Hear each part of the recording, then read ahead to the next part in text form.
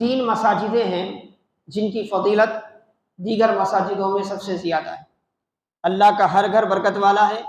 ہر مسجد برکت والی ہے، لیکن تین مسجدیں ایسی ہیں جہاں عبادت کرنے پر انسان کو زیادہ ثواب ملتا ہے، زیادہ برکتیں ملتی ہیں، زیادہ سعادتیں ملتی ہیں۔ ایک مسجد حرام یعنی خانہ کعبہ، حرم شریف،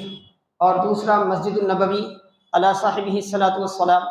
مدینہ شریف کی مسجد، آقا علیہ الصلوۃ والسلام کی مسجد مبارک، اور تیسرا جو ہے بیت المقدس کی مسجد، مسجد اقصیٰ، جس کے لیے آج بھی فلسطین کے مسلمان کیا ہے اپنا خون دے رہے ہیں۔ اس کی وجہ یہ ہے کہ ہمارے اسلامی معاشرے میں مسجد اور مسجدوں میں خاص طور پہ ان تین مسجدوں کو بڑا تقدس، بڑی برکت، بڑا مقام، بڑی فضیلت حاصل ہے۔ اب آپ دیکھیں یہ تین اہم مساجدیں، مسجد حرام، مسجد نبوی اور مسجد اقصیٰ بیت المقدس، ان کی تعمیر کے لیے اللہ نے کن کن کا انتخاب فرمایا؟ مسجد حرام کی تعمیر کے لیے اللہ نے اپنے خلیل حضرت ابراہیم علیہ السلام کا انتخاب فرمایا،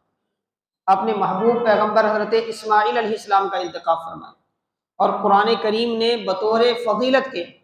حضرت ابراہیم علیہ السلام کی فضیلت کو بیان کرتے ہوئے، حضرت اسماعیل علیہ السلام کی فضیلت کو بیان کرتے ہوئے سورۃ البقرہ میں ان کا یہ کارنامہ ذکر فرمایا کہ اللہ تبارک و تعالیٰ نے ان کے ہاتھوں سے کیا ہے خانہ کعبہ کی تعمیر کروائی۔ یعنی اللہ کے گھر کو تعمیر کرنا، اللہ کے گھر کو آباد کرنا، اللہ کے گھر کی خدمت کرنا، یہ فضیلت کی بات ہے، یہ برکت کی بات ہے، دنیا اور آخرت کے اعتبار سے یہ انتہائی سعادت کی بات ہے۔ اور حاضرین محترم عزیزان گرامی، یہ پیغمبروں کی سنت ہے۔ اللہ تبارک و تعالیٰ نے خصوصیت کے ساتھ قرآن کریم میں آپ دیکھیں گے حضرت ابراہیم علیہ السلام کا ذکر فرماتا ہے خانہ کعبہ کی تعمیر کے حوالے سے۔ آپ خانہ کعبہ کی تعمیر فرماتے ہیں، پھر یہ اتنا مبارک عمل ہے اللہ کے نبی کے نظر میں کہ آپ وہیں ٹھہر کر اللہ کی بارگاہ میں دعا فرماتے ہیں، اے اللہ میری امت میں، میری نسل میں ایسا پیغمبر مبعوث فرما جو لوگوں کو کیا ہے کتاب و حکمت کی تعلیم دے، ان کے قلوب کو مزکا اور مصفہ فرمائے۔ تو یہ دعا حضرت ابراہیم علیہ السلام نے خانہ کعبہ کی تعمیر کرنے کے بعد اسی لیے کی کیونکہ حضرت ابراہیم دنیا کو بتانا چاہتے تھے کہ اللہ کا گھر اور اس کی تعمیر، اس کی خدمت، یہ سب ایسے اعمال ہیں اس کی وجہ سے بندہ اللہ کی بارگاہ میں مقبول بھی ہوتا ہے، اور اتنا مقبول ہوتا ہے کہ اگر وہ دعائیں کرتا ہے تو اللہ اس کی دعاؤں کو قبول کر لیتا ہے، اللہ اس کی دعاؤں کو قبول کر لیتا ہے۔ آج مسجدوں کی ہماری نظر میں اہمیت نہیں ہے، ہم کیا ہے مسجد آج کے معاشرے میں آپ دیکھیں مسجد میں نہ آنے جانے کے آداب لوگوں کو پتہ ہے، نہ طریقہ ہے، اور انسان صرف راحت حاصل کرنے کے لیے، آرام کے لیے، سکون کے لیے، سونے کے لیے، طہارت کو جانے کے لیے، اپنی ضرورتیں پورے کرنے کے لیے مسجد کو آتا ہے۔ حالانکہ مسجد کیا ہے؟ وَأَنَّ الْمَسَاجِدَ لِلَّهِ فَلَا تَدْعُوا مَعَ اللَّهِ أَحَدًا، مسجدیں اس لیے نہیں ہیں، مسجدیں تو حقیقت میں کیا ہے اس لیے ہیں تاکہ وہاں اللہ کی عبادت کی جائے۔ سورۃ الجن میں اللہ تعالیٰ نے فرمایا وَأَنَّ الْمَسَاجِدَ لِلَّهِ، ساری مسجدیں اللہ کی ہیں، ساری مسجدیں اللہ کی ہیں۔ وَأَنَّ الْمَسَاجِدَ لِلَّهِ فَلَا تَدْعُوا مَعَ اللَّهِ أَحَدًا، اور اس مسجدوں میں اللہ کے سوا کسی کی عبادت نہیں ہوگی، اللہ کے سوا کسی کو نہیں پکارا جائے گا، اللہ کے سوا کسی کی عبادت کیا ہے وہاں پر نہیں کی جائے گی۔ تو حاضرین محترم عزیزان گرامی، یہ تو اللہ کی عبادت کے لیے، اور اتنی مقدس چیز جب مسجد حرام کی تعمیر ہوئی تو اللہ نے اپنے خلیل حضرت ابراہیم اور اپنے پیغمبر، اپنے نبی حضرت اسماعیل علیہ السلام کا انتخاب فرمایا۔ مسجد نبوی خود بنفس نفیس پیارے آقا علیہ السلام اس کی تعمیر میں شریک رہے، آپ آگے بڑھ بڑھ کے کیا ہے اس کی تعمیر کرتے رہے، ساری زندگی آقا علیہ السلام نے اس مسجد مبارک کی نگہبانی فرمائی آخری لمحے تک، یہاں تک کہ آپ مدفون ہوئے تو اسی کے پہلو میں حضرت سیدہ عائشہ صدیقہ رضی اللہ تعالیٰ کے حجرے میں کیا ہے آپ مدفون ہوئے۔ اتنا آپ نے کیا ہے ساری زندگی مسجد نبوی کی نگہبانی فرمائی۔ اور تیسری مسجد جو ساری مسجدوں میں انتہائی برکت والی مسجدوں میں تیسرا نمبر ہے، وہ قبلہ اول بیت المقدس کی